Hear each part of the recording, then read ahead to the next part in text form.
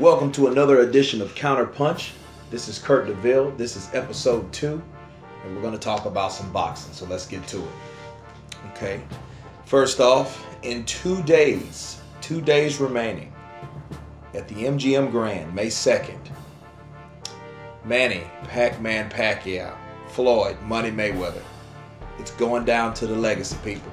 It's going down. I think this fight is actually going to be one of the most exciting fights of our generation, as well as this year. However, my recap on the fight, it's simple. Floyd's doing things he's never done, or doing things that he hasn't done in a long time. He hasn't chopped trees in a long time.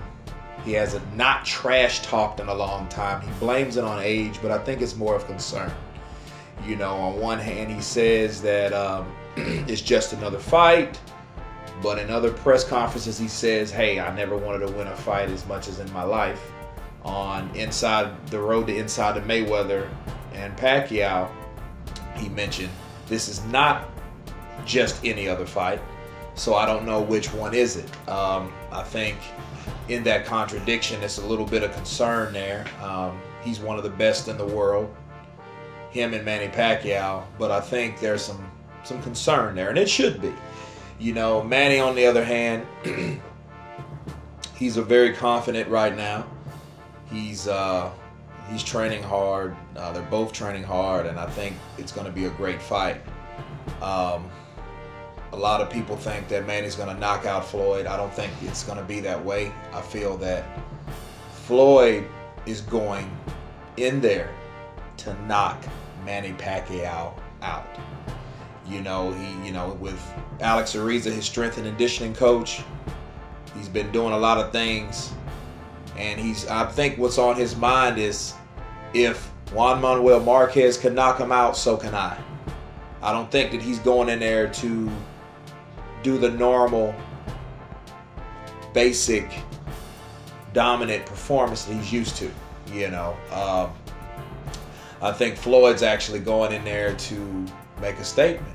And because of that, that's going to be his downfall, because he's going to be a little bit less mobile than normal, and allowing Pac-Man with fast hands itself.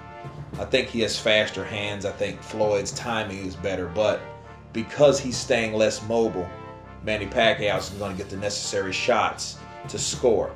I don't see it being a knockout at all. It's going whole 12 rounds. My prediction, Manny Pacquiao is going to be able to be more elusive in there. He's going to watch the traps. I think this Manny Pacquiao is a mixture between the center Pacquiao and the post-knockout Marquez Pacquiao. And you have those both combined. You have this pretty much a complete fighter. I compare him to Marco Antonio Barrera back in his career when he was undefeated and he got knocked out by Kenny McKinney. And after that knockout, you know, he got a rematch, and he was outpointed in the second rematch. And honestly, I think he won from body shots, because a lot of fighters like Canelo Alvarez beating Laurel with his body punches, well, you know, I think that was enough to win the fight.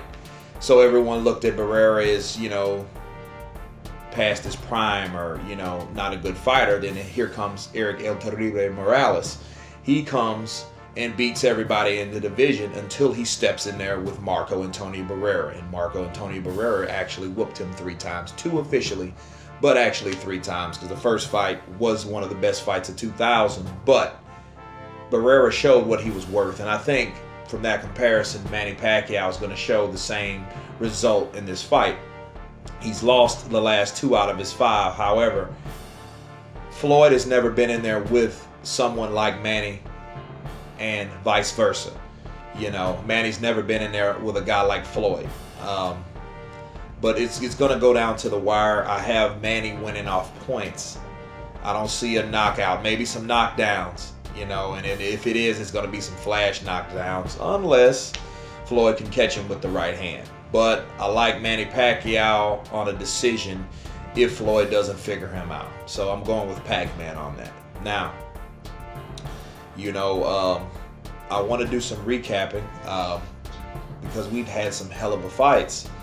You know, Lucas Matisse, Ruslan Prevandikov, which was compared to Mickey Ward and Arturo Gatti in their battles. And the way this fight was fought, I had Lucas losing this fight, but he was able to stay composed and actually stay boxing Ruslan, because in the 11th round, he found out that this guy can also hit like a tank.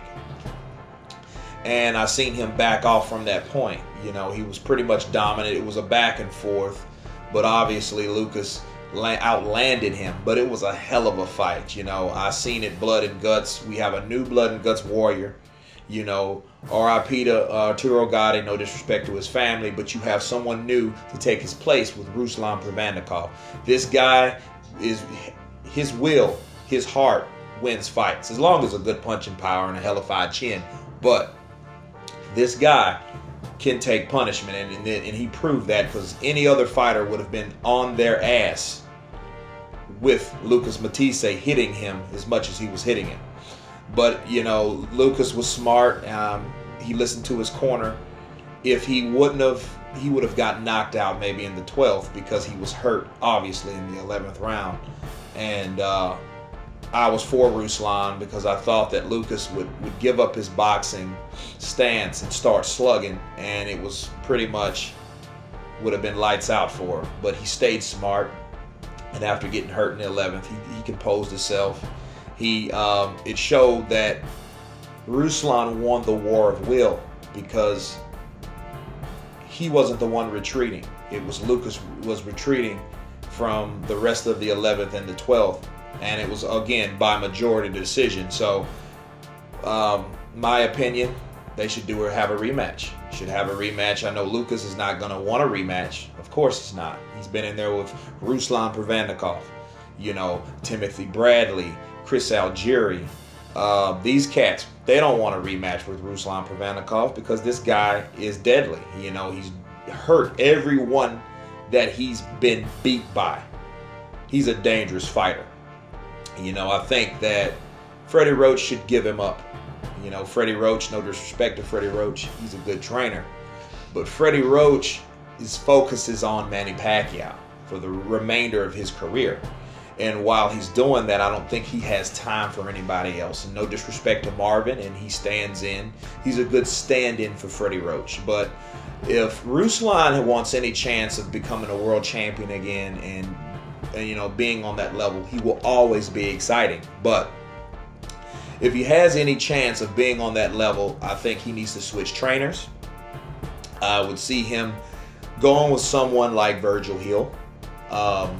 Virgil Hill's a great trainer, and he really focuses on his fighters. I don't know if he has time to really focus on Ruslan, but Ruslan really needs someone else to train him, because I see that he always starts slow and finishes too late, you know. And with the Bradley fight, as well as this Lucas Matisse fight, Lucas Matisse, you know, outboxed him for 10 rounds. You know, basically, you know, he needs to work on his boxing skills as well as his endurance. I think he was getting tired in the middle, maybe the 7th or 8th round. But I want to mention something. I want to bring something up. Speaking of that fight, Lucas Matisse, at the end of the 6th round, he had a discouraging look on his face, and I know what that was about.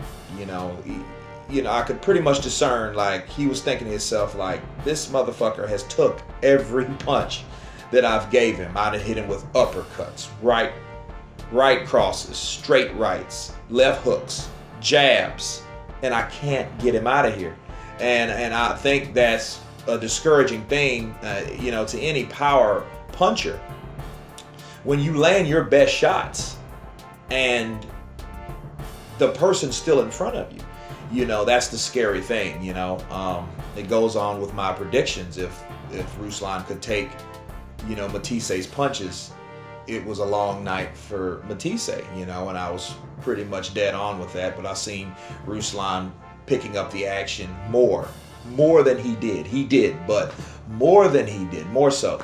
So I go for a rematch on that, and I feel that, you know, these fighters have great respect for each other, and that was a cool thing about this fight. And you know, and Ruslan, he shouldn't feel any regret about this fight, you know, because he did one hell of a job, you know, both fighters. But I see a rematch coming shortly, maybe not this year, maybe next year. But anyway, that's my predictions, and look forward to episode 3. Once again, my name is Kurt DeVille. Please subscribe, and we'll see you next time. Peace.